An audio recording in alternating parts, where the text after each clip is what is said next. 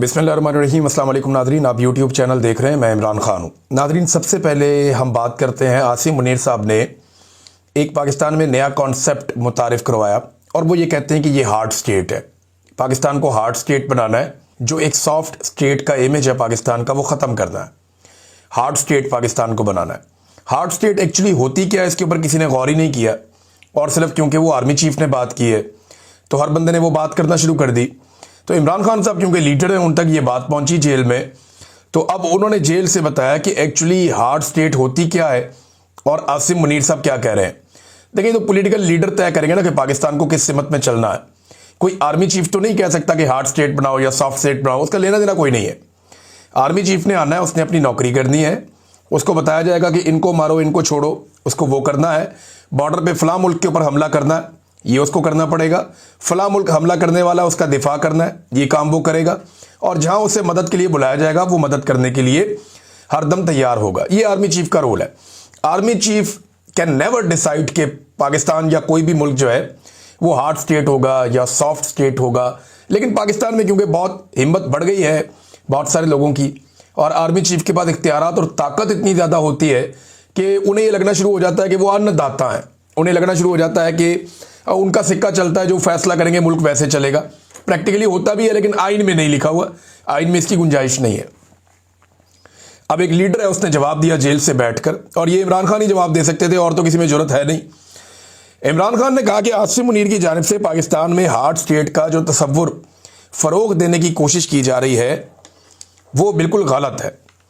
Hard state का असल मतलब यह है कि ऐसी रियासत जहां आइन की बालादस्ती हो, कानून की अमलदारी हो, अदल और इंसाफ का निज़ाम हो और जमहूरी आज़ादी हो, जहां ज़ाती मफाद नहीं बल्कि मुल्क और कौम का मफाद मुकद्दम हो, वो होती है हार्ड स्टेट। यानी कानून के साथ हार्ड स्टेट बनती है ना। बड़ा जुर्म करे फिर भी वही कानून, छोटा जुर्म करे फिर भी वही कानून, ताकतवर जुर्म करे फिर भी वही कानून, कमज़ोर जुर्म करे फिर भी वही कानून, और कानून सबके ऊपर लागू होता है। हार्ड स्टेट में जो है वो इंसाफ होता है, इंसाफ की फराहमी होती है। वो फेस नहीं देखते, वो केस देखते हैं। वो ये नहीं देखते कि इसके एस्टेब्लिशमेंट के साथ अच्छे ताल्लुकात हैं, आजकल जूते पॉलिश कर रहा है, उठाओ वजीर आजम बना दो। वो ये नहीं देखते। ये जनाब सहाफ़ी सख्त बात कर रहा है या इसकी बात पसंद नहीं आ रही है एस्टेब्लिशमेंट को, निकालो इसको, इसके अकाउंट भी बंद करो, जेलों में भरो इनको। तो हार्ड स्टेट का और जो सॉफ्ट स्टेट का एक जो बिल्कुल एक गलत किस्म का इमेज बनाने की कोशिश की गई। इमरान खान साहब कह रहे हैं कि जनाब हार्ड स्टेट वो होती है जहां आइन की बालादस्ती हो, कानून की अमलदारी हो, अदल और इंसाफ का निज़ाम हो, जमहूरी आज़ादी हो, ज़ाती मफाद नहीं बल्कि मुल्क व कौम का मफाद मुकद्दम हो। जबकि आसिम मुनीर की हार्ड स्टेट से मुराद कैसी रियासत है, ये इमरान खान साहब बता रहे हैं कि आसिम मुनीर की हार्ड स्टेट से मुराद ऐसी रियासत है जहां जमहूरियत के तमाम सतूनों को कुचल कर आसिम ला नाफिज हो। याद रखें, अवाम की ताईद और हमायत के बगैर किसी भी मुल्क में हार्ड स्टेट का क़याम नामुमकिन है। जो मुजालिम आसिम लॉ के तहत ढाए जा रहे हैं, इनसे रियासत हार्ड स्टेट नहीं बल्कि इसकी जड़ें मजीद कमज़ोर हो रही हैं। 26 नवंबर और मुरीदके की तरह अपनी ही फौज, रेंजर्स और पुलिस के ज़रिए अपनी ही अवाम पर गोलियां बरसाने से कोई रियासत मजबूत नहीं हो सकती। ये इमरान खान साहब ने हार्ड एंड सॉफ्ट स्टेट के बारे में बताया कि जनाब बंदे मारने से कोई हार्ड स्टेट नहीं होती, लॉ एंड ऑर्डर के साथ होती है, रूल ऑफ लॉ के साथ होती है, सेलेक्टिव जस्टिस के साथ कोई हार्ड स्टेट नहीं होती। फिर इमरान खान साहब ने बताया कि खैबर पख्तूनख्वा के अवाम ने तहरीक इंसाफ को भरपूर मैंडेट दिया। इस मैंडेट के तहत ये मेरा आइनी और जमहूरी हक है कि सूबे की पॉलिसियाँ खुद मुरतब करूँ, क्योंकि मैं बराह रास्त अवाम को जवाबदेह हूँ। वज़ीर आला खैबर पख्तूनख्वा सुहेल अफरीदी का भी यही हक है कि वो मेरे साथ मुशावरत से सूबे में इन पॉलिसियों का निफाज यकीनी बनाए जिनके लिए अवाम ने हम पर एतमाद करके वोट दिया है। तहरीक इंसाफ के दौरे हुकूमत में बेहतर पॉलिसियों के बायस खैबर पख्तूनख्वा समेत मुल्क भर में अमन कायम हुआ, मगर रजीम चेंज के बाद से हालात मुसलसल बिगड़ते जा रहे हैं। मैं 3 साल से मुसलसल कहता आया हूं कि हमें दानिशमंदी और दूर अंदेशी का मुजाहरा करते हुए अफगानिस्तान के साथ पुरअमन अंदाज में मामलात आगे बढ़ाने चाहिए। अफगानिस्तान से कशीदा सूरत हाल नहायत तशवीशनाक है। नफरत और तसादुम किसी के मफाद में नहीं। अवाम के हकीकी नुमाइंदों की बनाई हुई पॉलिसियाँ ही दहशतगर्दी का देर पा हल निकाल सकती हैं। मेरे खिलाफ कायम झूठे और बेबुनियाद मुकदमात को जानबूझकर लटकाया जा रहा है। अलकादर ट्रस्ट केस में गुज़िश्ता 10 माह से इंसाफ का कत्ल हो रहा है। मुश्किल से 10 माह बाद केस की समाअत की तारीख मिली है, मगर जमानत का फैसला ताहाल ताखीर का शिकार है।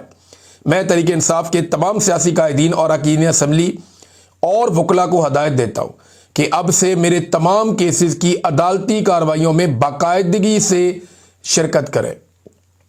देखिए, गंडापुर साहब के दौर में यह हो नहीं पा रहा था। ये मिर्जा अफरीदी के फार्म हाउस पे लाहौर में तो पहुंच गए, लेकिन अडियाला जेल नहीं पहुंच पाए। बहुत प्रेशर था उन पे एस्टेब्लिशमेंट का। लेकिन अब इमरान खान साहब ने वजाहत के साथ कह दिया कि अदालत के अंदर तो सारे जाएं मेरे केसों के मामलात में, MNAs, MPAs, सेनेटर्स, जो अरकान असम्बली हैं वो भी, और जो वकला हैं वो भी, और सियासी कायदीन हैं वो भी, समाअत के मौके पर अदालत में मौजूद रहे और इंसाफ के हसूल तक अपनी मौजूदगी बरकरार रखें। ओपन कोर्ट के केसेस में शिरकत आपका कानूनी और जमहूरी हक है। तहरीक इंसाफ के दौरे हुकूमत में नवाज शरीफ को जेल में रोजाना कसीर तादाद में सियासी रहनुमाओं से मुलाकात की इजाजत थी। मैंने इसकी एवरेज निकाली थी, उस दौर में 22 बंदा पर डे निकली थी। यानी नवाज शरीफ की जो टोटल मुलाकातें हैं उनको जब डिवाइड किया गया उनके टोटल दिनों के ऊपर, जितना अरसा वो जेल में रहे, तो 22 मुलाकातें फी दिन थी। टका के मियाँ साहब की मुलाकातें होती थी, जब दिल करे तब होती थी। बड़ी तादाद में कारकुन आते थे, सुबह सुबह उन्हें लिस्ट दी जाती थी। मियाँ साहब उस लिस्ट के अंदर से फाइनल करते थे आज मैंने किसको मिलना और किसको नहीं मिलना। मियाँ साहब की तो मौजें थी बड़ी कमाल किस्म की। और वो जेल में ऐसे ही इसमें नहीं थे, वो उनका एक अलग क्लास थी। एक जेल के अंदर ही कोठियां बनी होती हैं, उनमें से एक मियाँ साहब को मिली हुई थी। वहाँ पे उनके साथ जो है उनके खिदमतगार भी थे, उनके मुआलिज भी थे, वहाँ उनके साथ उनके जो फिजियोथेरेपिस्ट हैं वो भी थे, अपना एक खाना पकाने वाला पूरा निज़ाम सारा कुछ था, और घर से खाना आता था। तो ठंडा गर्म करने वाला निज़ाम भी मियाँ साहब के पास पूरा मौजूद था वहाँ पे जेल में। AC वेसी ये वो सब हर चीज़ थी। फैमिली को बिला रोक टोक रसाई हासिल थी, इमरान खान बता रहे हैं, बल्कि जेल में दावतों तक का एहतमाम किया जाता था। इसके बरक्स आज मुझे मुकम्मल तन्हाई में रखा जा रहा है। इससे बड़ी सियासी इंतकाम की मिसाल पाकिस्तान की तारीख में नहीं मिलती। मुझे जेल मैनुअल के मुताबिक बुनियादी सहूलियात फराम नहीं की जा रही। पिछले 10 महीनों में सिर्फ एक बार मेरे बेटों से बात करवाई गई, वो भी 3-3 मिनट के 2 मुख्तसर वक्फों से। मुझे ना सिर्फ बुनियादी इंसानी हुकूक से महरूम रखा जा रहा है, बल्कि बतौर पार्टी लीडर अपने सियासी वर्कर से मुलाकात की इजाज़त भी नहीं दी जा रही। वकला, सियासी रुफका और अहले खाना से मुलाकात में भी मुसलसल रुकावटें डाली जा रही हैं। ये सरासर बुनियादी और कानूनी हकूक़ की खिलाफ वर्जी है। ये इमरान खान साहब ने जनाब जेल से पैगाम भेजा। ये पैगाम मैंने आपके सामने रखा। अब नाजरीन, एक और इम्पॉर्टेंट चीज़ है, वो भी मैं आपके साथ शेयर करता हूँ। राना सनाउल्लाह साहब ने स्टेटमेंट दिया और वो ये कहते हैं, जनाब क्या ज़रूरत है इमरान खान को सुहेल अफरीदी से मिलवाने की। मामला ये है कि इस वक्त निज़ाम कोशिश कर रहा है कि वज़ीर आला सुहेल अफरीदी की इमरान खान साहब से मुलाकात ना हो। जब तक एक्सटेंशन नहीं हो जाती तब तक तो बिल्कुल ना हो। मामला वो क्लियर हो जाए तो फिर बेशक मिलवा दें, क्योंकि इमरान खान साहब कोई एहतजाजी तहरीक चलाने का या कोई हैवी किस्म की मूवमेंट का, कोई मोमेंटम बनाने का वो भी कह सकते हैं, ऑर्डर दे सकते हैं। तो मुलाकात ना करवाने में क्या हर्ज है, ये कहा राना सनाउल्लाह ने। कहाँ लिखा है कि वज़ीर आला की लीडर से मुलाकात करवानी चाहिए? जेल रूल्स में एक ही बात लिखी है कि कैद शख्स से उसके करीबी रिश्तेदारों और वकील से मुलाकात करवाई जाए। राना सनाउल्लाह साहब ने यह कहा। अब जेल रूल्स के अंदर लिखा है, ये रूल नंबर 92 है, ये पढ़ना चाहिए राना साहब को। वकला, फैमिली, रुफका, दोस्त, लीगल एडवाइजर मिल सकते हैं। हालांकि रूल्स 1978 में बनाए गए। और एक और चीज़ भी है कि नवाज शरीफ साहब जब मिलते थे सबसे, तो उस वक्त ये रूल कहाँ थे जिनके बारे में राना सनाउल्लाह साहब कह रहे हैं। तो मुझे हैरत होती है कि इन लोगों को याद नहीं है कि ये पहले भी जेलों में रह चुके हैं, और इन्हें पता होना चाहिए कि जो कुछ इन्होंने इस पाकिस्तान के साथ कर दिया है, इन्हें दोबारा भी जेलों में जाना पड़ेगा। वजह क्या है? वजह यह है कि जिस किस्म का कत्लेआम हो रहा है, अब ये आसिम मुनीर साहब के खाते में तो पड़ना नहीं है, ये तो वज़ीर आला के खाते में पड़ेगा या IG उस्मान अनवर के खाते में पड़ेगा। चाहे गोली रेंजर ने चलाई हो, चाहे पुलिस ने चलाई हो, जिसने भी किया है, जो जिम्मेदारान डिक्लेयर होंगे ना, ये जो इस्लामाबाद के IG हैं अली नासर रिजवी, इनके ऊपर ये सारा बोझ आएगा जो कत्लेआम इस्लामाबाद में हुआ। तो इन लोगों को अभी अपनी मौत नजर आ रही है, उन्हें पता है उनके साथ क्या होने वाला है। और जब भी कभी इनका सारों का जो बोझ है वो आसिम मुनीर साहब के कंधों पे है। जब तक वो ये बोझ उठा के चल सकते हैं तब तक तो मामला चलेगा। आसिम मुनीर साहब अगर इस सारे मंजरनामे से गायब होते हैं या बाहर निकलते हैं तो फिर इन सबको पूछने वाला कोई नहीं होगा। ये यतीम हो जाएंगे, मस्कीन हो जाएंगे, इन्हें बचाने वाला कोई नहीं होगा।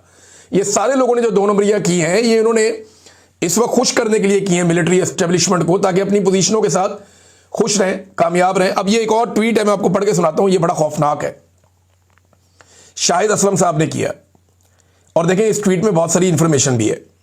मेरी उनसे बात भी हुई है, वो ये बात कहना नहीं चाहते खुद से, और वो बात मैं भी नहीं कहना चाहता, लेकिन हम दोनों की ये गुजारिश है कि आप इसके ऊपर इंक्वायरी करवा दें और एक साफ सुथरी इंक्वायरी करवा दें।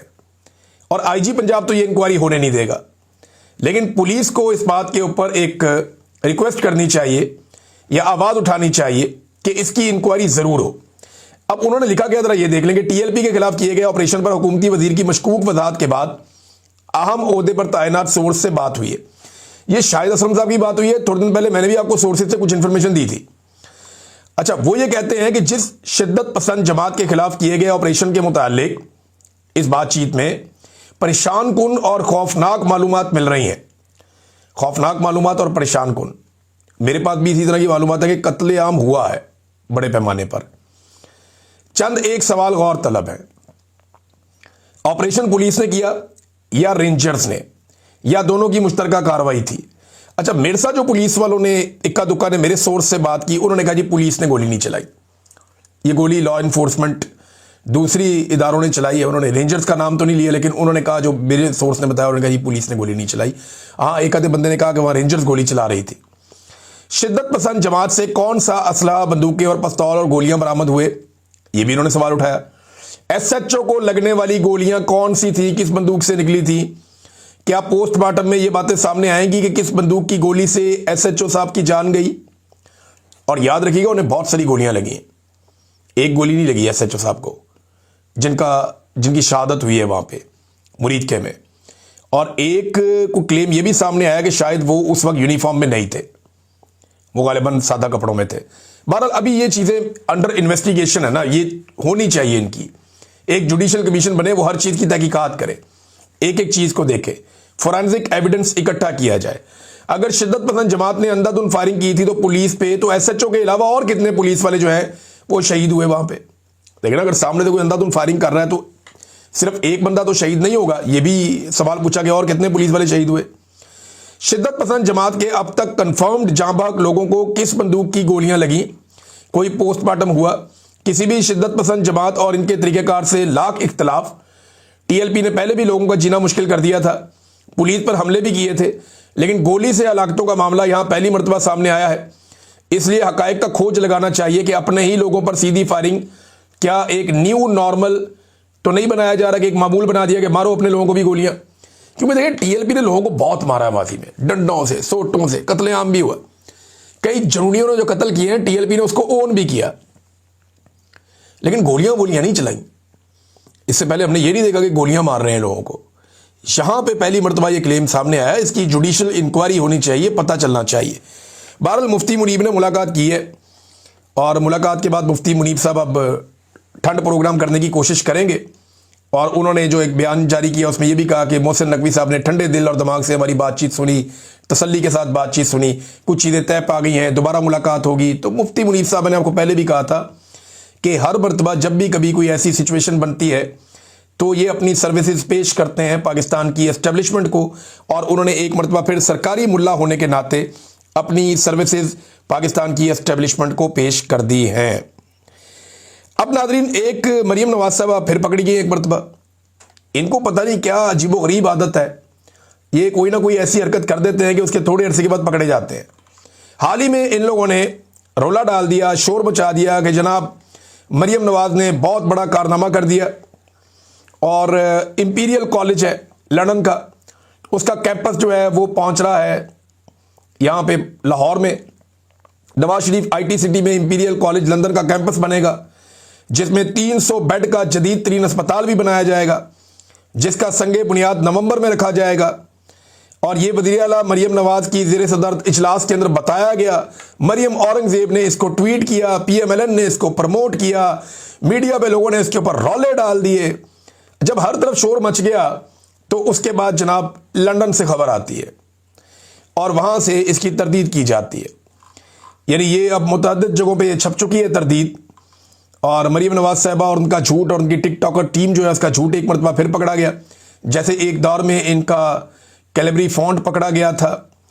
तो अब जनाब झूठ का कोई अवार्ड हो तो इनको दे दें आप, और अगर खुशामद का कोई अवार्ड हो तो शहबाज शरीफ को दे दें आप।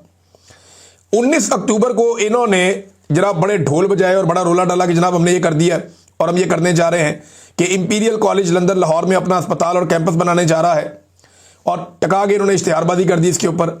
लेकिन जब पाकिस्तानियों ने रब्ता किया वहाँ डॉक्टरों से इंपीरियल कॉलेज में बराह रास्त, तो वो सारे हैरान थे। उन्होंने कहा जी ये कब हुआ, ये खबर तो हमने कभी सुनी नहीं।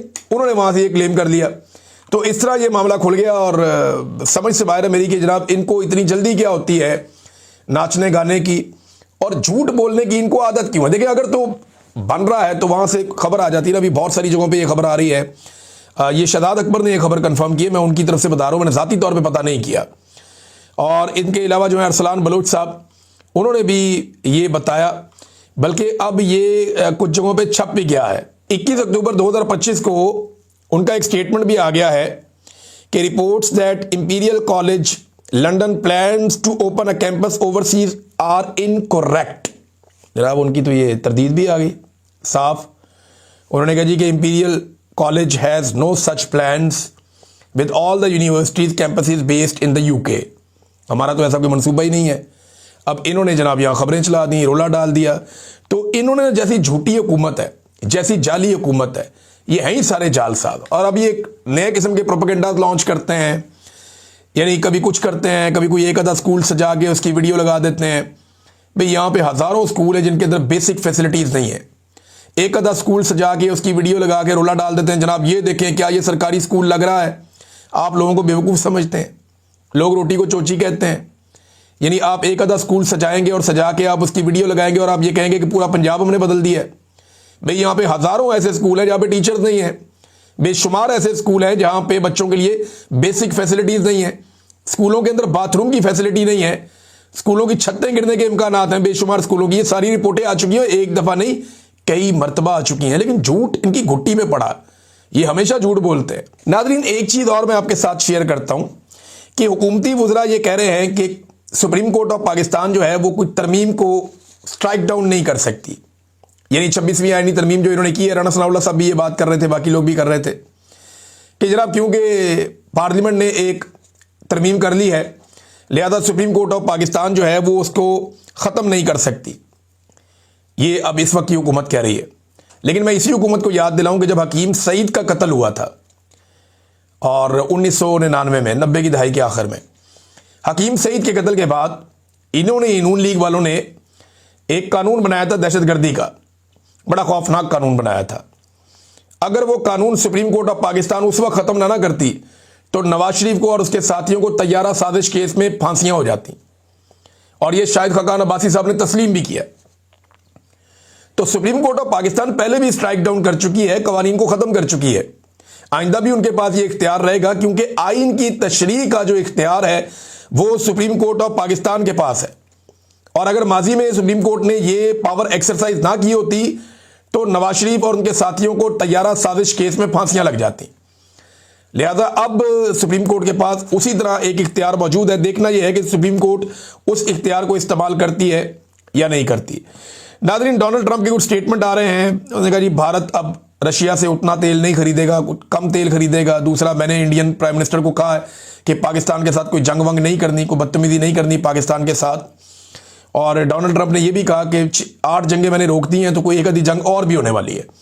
अब ये इशारा किस तरफ है? मेरे ख्याल में पाकिस्तान और अफगानिस्तान की तरफ है शायद, कि ट्रंप को लगता है कि ये जंग हो जाएगी तो फिर मैं इस जंग को भी रोकूंगा, एक हुक्म जारी करूंगा और वो जंग रुक जाएगी और मुझे क्रेडिट मिल जाएगा कि मैंने 8 नहीं 9 जंगें रोक दी हैं। नाज़रीन इस व्लॉग में अब तक के लिए इतना ही। अपना ख्याल रखिएगा, अपने इस चैनल का भी। अल्लाह हाफिज़।